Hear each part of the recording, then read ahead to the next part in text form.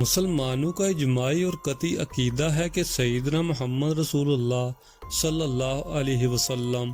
خاتم النبیین یعنی اللہ تعالیٰ کے سب سے آخری نبی اور رسول ہیں،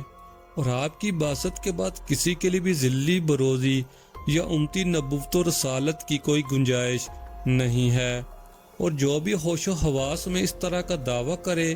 وہ اور اس کے ماننے والے، حتیٰ کہ اسے مسلمان تسلیم کرنے والے، عقیدہ ختم نبوت کے انکار یا اس میں شک کے سبب سب دائرہ اسلام سے خارج ہیں۔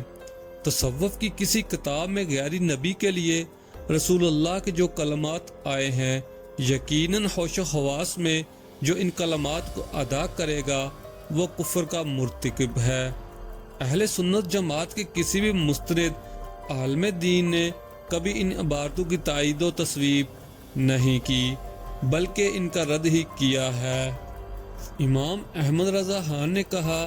یعنی اگر کوئی شخص کہے میں اللہ کا رسول ہوں، یا فارسی میں کہے میں اللہ کا پیغمبر ہوں، تو وہ کافر ہو جائے گا۔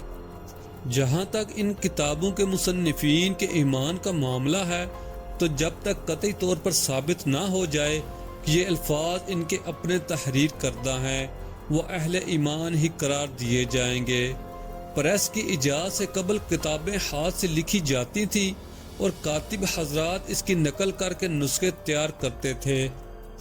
الغرض ایسی عبارات کو رد کر دینا چاہیے، ان کی تعویل و تشجیع کی کوئی حاجت نہیں ہے، اور نہ اس سے کوئی شرعی مقصد حاصل ہوتا ہے،